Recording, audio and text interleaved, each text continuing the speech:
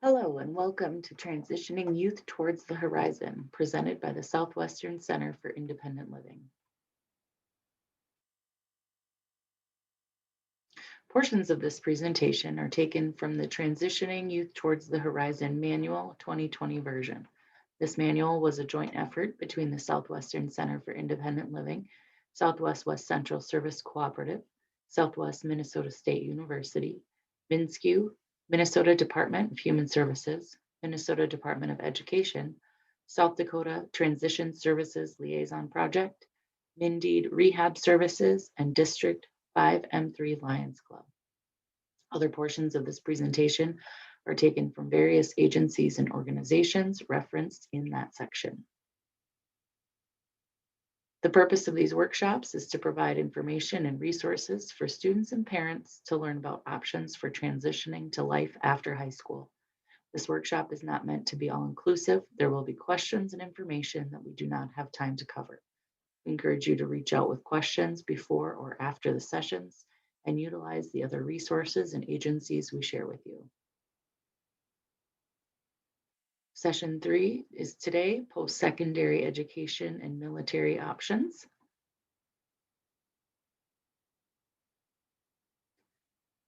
There are numerous options for post-secondary education after high school. Some of the primary terms or types of educational institutions you may hear of are vocational school, technical school, a 2-year degree, and a 4-year degree. We're going to outline these in a table in a later slide, but knowing that there are varying levels of the length of schooling, and also certifications or licensures that go with each type of schooling or degree that you choose to pursue. There may be some career paths that have options for degrees or certificates at different levels. For example, you may be able to receive a certificate or a diploma or a degree in welding, for example. And we're going to cover that a little bit later. What we first need to do is discuss what needs to happen before going to college or a secondary institution. And a lot of times what that means is that there are going to be aptitude tests or entrance exams that you're going to need to take. We're going to start with 10th grade and where you are going to begin to prepare for post-secondary education. Okay, so this information comes from College Readiness at collegeboard.org. These are explanations of the different types of tests. So in 10th grade, you are going to take or can take the PSAT, the PLAN, and or the ASVAB or ASVAB test. The PSAT is the preliminary SAT test. So the PSAT or the PSAT is a National Merit Scholarship Qualifying Test, and it is a practice version of the SAT. You can take it once per year. So you can take it both in your 10th and 11th grade years if you choose. It's about 2 hours and 45 minutes long, and it tests your skills in reading, writing, and math. If you have a documented disability, you may be eligible for accommodations. What's important to note is that schools, your student's school that they attend is typically going to be the location where these tests are going to be administered. So you can speak to typically the guidance counselor who offers these tests and sets them up in order to set up accommodations for that test, whether it be extended breaks, longer time to take the test, having a reader, having a separate room. It's going to vary based on your student's disability and needs and his or her IEP plan that is already established. The PLAN exam is also known as the pre-ACT. This is also a standardized test to help students gauge performance on the ACT test. Okay, the PLAN helps students measure their current academic development, explore career and training options, and make plans for their remaining years of high school. The PLAN test is administered to 10th grade students by your local high school. In order to register, again, you can speak to your guidance counselor. You can also request accommodations for the PLAN test or the pre-ACT. Again, that's something that you're going to coordinate with whoever is administering the test. There is also an even earlier version of this for 8th and 9th grade students. Again, it's a way to gauge a student's abilities and the track that they are on towards graduation and higher education, but also interests that may be beneficial to them to explore further. It also may be a way to gauge what what classes your student should register as he or she progresses through school.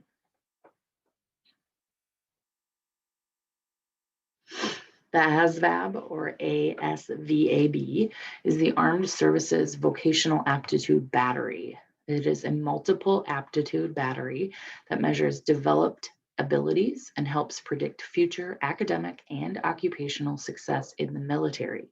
It is administered annually to more than 1 million military applicants, high school and post-secondary students. The CAT ASVAB, or the computer version, adjusts to your ability level and administers questions that are best suited for you. If you are above average ability, you will receive questions that are above average difficulty. If you are below average ability, you will receive questions that are below average difficulty. That is only for the computer standardized version.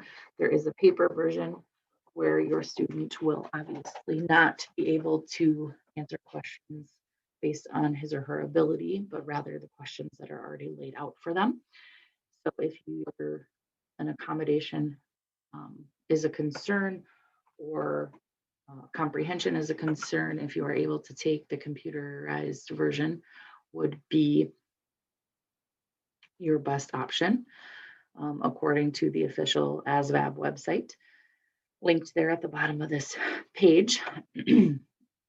Also, a frequently asked question is, if an individual's ASVAB score is too low, does that mean that they are not eligible for the military? According to the website, that answer is no. They may still be able to enlist as a soldier in the military. So their minimum score that they recommend is a 32. However, they do allow certain individuals in for extenuating circumstances. You can talk to a recruiter, perhaps take the test again, or request some accommodations. So knowing that even if you score below their minimum standard, you may still have options for joining the military. Again, you're going to need to talk to a recruiter. The best way to do that is to contact your local recruiter or your regional recruiter in your area. In 11th grade, you are going to take the SAT or the ACT or both.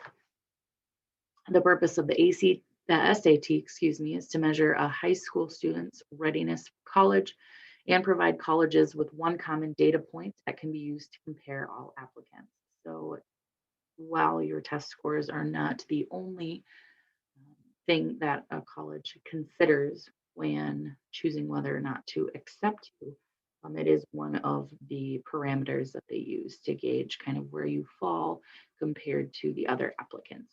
Of course, there are other standards that they use: extracurricular activities, grade point average, courses taken, involvement in the community and extracurricular activities. SATs, some colleges require SATs, some require ACTs. It depends on the location.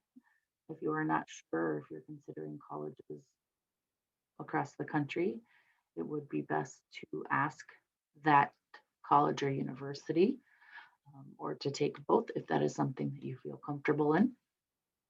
The SAT consists of 2 sections, math and an evidence-based reading section, and then an optional essay section. The SAT typically takes 3 to 4 hours, longer towards the 4-hour mark if you complete the essay section as well.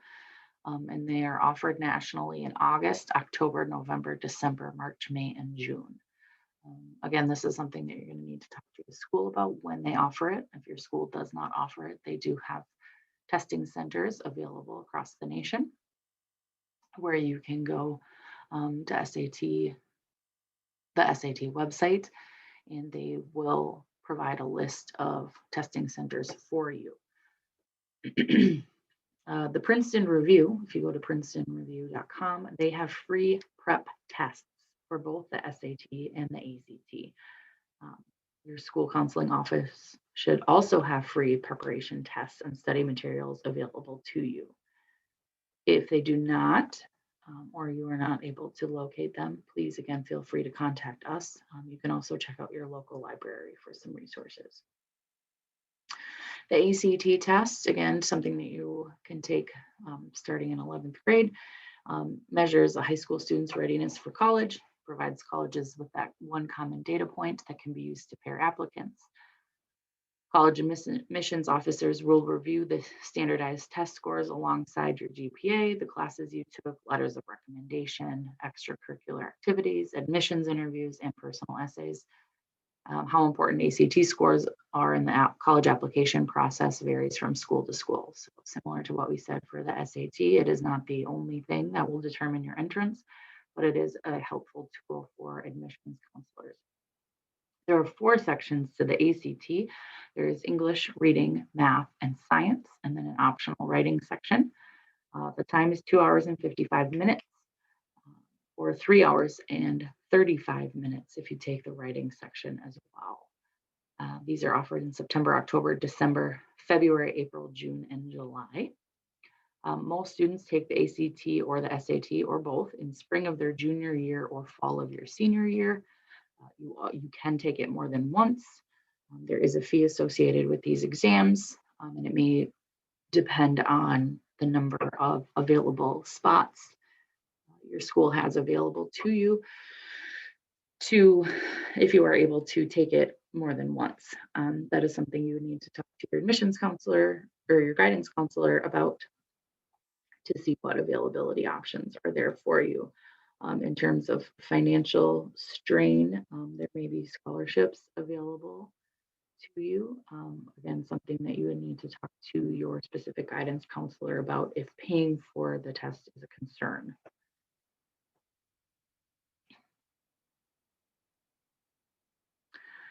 So in 11th and 12th grade, you're going to start to finalize your choices for where you want to go for your education and begin to apply.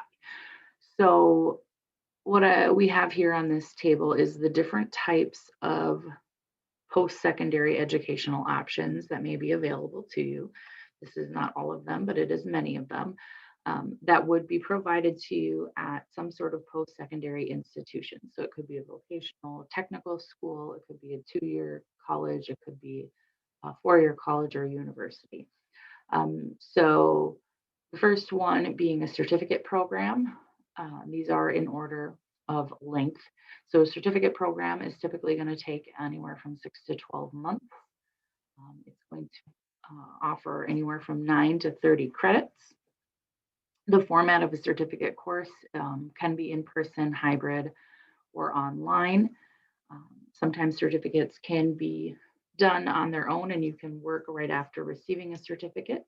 Sometimes they are in addition to receiving a degree. So you may receive a diploma with a specialization certificate or a degree with a specialization certificate. It depends on the area of study. Some examples of types of careers that offer certificate programs are information technology, welding, manufacturing, healthcare, HVAC, early childhood, or EMT courses.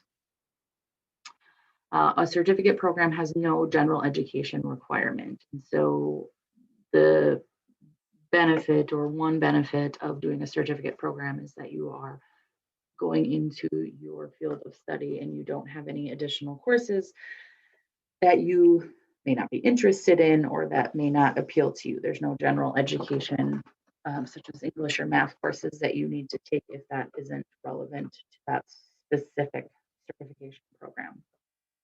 The next one is a diploma program. This is going to be less than 2 years or less than a 2-year degree, anywhere from 30 to 72 credits. Many of these are going to be in person, hybrid, or online. Some examples of these would be a medical assistant, an LPN, electrician, massage therapist, and certain manufacturing degrees. The next one is an AA, which would be an Associates of Arts degree. This is a 2-year degree, and it's going to be 60 credits, 40 of those being general education credits. Okay, so an AA differs from an AS, so the next one over, as an associate arts degree, is going to be more liberal arts, which means the degree is going to require more of a well-rounded course of study. It's going to be slightly less specific on the degree and more what they would consider well-rounded. Again, these types of courses may be in person, hybrid, or online. And these could be courses in management, administration, pre-medical studies, technical studies, or ag studies. An Associate of Science degree is, again, a 2-year degree totaling 60 credits, 30 of those required to be in the technical course. So 30 within that technical education and 30 as a general education course. In-person, hybrid, or online studies, ag business, early childhood education, psychology, office administration, plant science, forestry, just some of the examples of an AS degree. An AAS degree is an Applied Associates of Science degree. These are also typically 2 years, but maybe up to 72 credits, 30 of those, again, being program or technical related. These are going to be examples of machining, fluid power, dental assisting, and wind energy. Because of the applied nature of these courses, there may be some online courses that you can take, but many of them are going to need to be in person, as you're going to have laboratory and practical experiences with those. And then next we have our bachelor's degree. A Bachelor of Arts and a Bachelor of Science, so a BA and a BS, both of them being 4 or possibly more years. A Bachelor of Arts degree is 120 credits.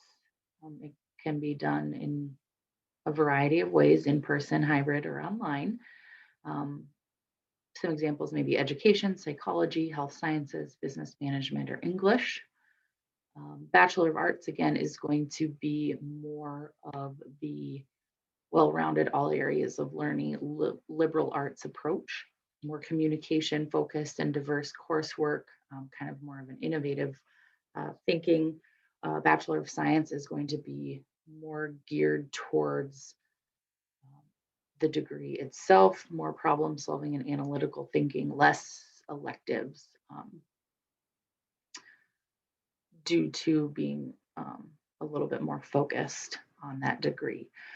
Because of this, it may be up to 128 credits due to potential additional lab work that may be required of you. Examples of Bachelor of Science degrees could be in engineering, biochemistry, mathematics, or nursing, bachelor's in nursing. Again, these are just very brief descriptions and overviews of the types of options that may be available to you. The other thing that you're going to want to do starting in 11th and 12th grade, once you've chosen or narrowed down a location for you to study, is you're going to want to visit Disability and Student Services at your college or university. You're going to want to establish your need for services. You're going to want to introduce yourself to the Disability Services Coordinator, or Program Director, or Student Services Director, or Director of Student Success, whatever name they have, so that they know that you are intending to come in and that you are going to require some accommodations. They are going to be able to better assist you on what that process is going to look like, how early you're going to need to get it started, where you're going to go, who's going to be helping you in that general transition over. They might even have additional resources available for you. It would be helpful, maybe not in the first meeting, but in the second meeting with them, if you schedule a second appointment, to have your IEP or 504 handy, understand your disability and how it affects your learning, and so that you know what types of accommodations you're going to need to request. Many college courses are very different than high school courses. Provide and come with suggestions or requests for accommodations. Maybe you need someone to help you take notes, or you need to record the lectures so you can listen to them later, or you need notes printed out for you. These are just some examples that may help you. Kind of understanding and knowing what it is that may benefit you is going to come a long way when you're going in there to request these accommodations. And then other documentation that they might require. It's going to vary depending on the degree and the accommodations that you are requesting. And so whatever they may ask for is something that you're going to need to prepare. If you're able to call ahead of time and request a meeting with them, they can give you more information on what it is that they need from you. And the military opportunities. After you take that ASVAB, you're going to get set up with a score from your ASVAB. Again, 32, 31 is considered to be passing. They may make an exception for your entrance. So keep that in mind as you are getting those results back. In order to enlist in the military, you're going to need to contact your local recruiter, provide your ASVAB scores, or take the ASVAB if you haven't yet. You are required to be 17 or older. You have to have U.S. citizenship or a valid green card. Again, minimum score on that ASVAB, unless they make a special exception for you. You need to meet the medical, moral, and physical requirements, and you must be a high school graduate or have your GED. To be an officer, the training is a little bit different. You have to be a college graduate by the time you are a commissioned officer. So you're going to do an ROTC type of program. We'll talk about that more in a bit. You have to be between 18 and 32 years old, meet the medical, moral, and physical requirements, and be eligible for special secret security clearance. Criminal records and things, those individuals would likely not be allowed to become an Army officer. The process to become an enlisted soldier. So again, this is right out of high school or after receiving your GED, you're going to need to pass a background check. You are going to take the ASVAB if you haven't already. That will determine careers that you may be eligible for that might be a good fit for you within the Army. You will then need to pass an Army medical exam. You're going to meet with your recruiter. They are going to discuss with you your job options that you have available to you based on your scores and your interests. And then you're going to choose whether or not that you want to accept the job that they are offering you. You will take an oath of enlistment. And then you are going to be shipped off to basic combat training. After you complete basic training, you'll do advanced individual training for the specialized instruction based on the career path you've chosen. And then you will receive orders to join your unit. That is going to be whether or not you do National Guard or full military service. Of course, where they ship you and where you do drill opportunities is going to be different, whether you are fully enlisted or in a National Guard type service. The process to becoming an officer is a little bit different. There's 4 paths to becoming an Army officer. The Army Reserve Officers Training Corps, or ROTC, direct commission, officer candidate school, or attending the U.S. Military Academy. Although the process may vary based on your preferred path, these are the steps you'll generally take to become an officer. You're going to need to take an ACT or an SAT course. You're going to need to pass a military or an Army medical exam or military medical exam. You're going to need to talk to a military representative about your path and any funding or scholarship opportunities available. You're going to attend the commissioning source. So you're going to attend college, you're going to attend military academy, you're going to attend candidate school. You need to graduate with a degree, and then you need to attend the basic officer leadership course and join your unit. Again, very different. This information was found on goarmy.com. You can also go navy.com or Marines and check out their resources there. Very similar for all branches of the military. If you have any questions or comments, please visit our website, www.swcil.com. You can give us a call, 507-532-2221. You can email us at swcil@swcil.com, or you can find us on Facebook, facebook.com/SWCIL Marshall MN.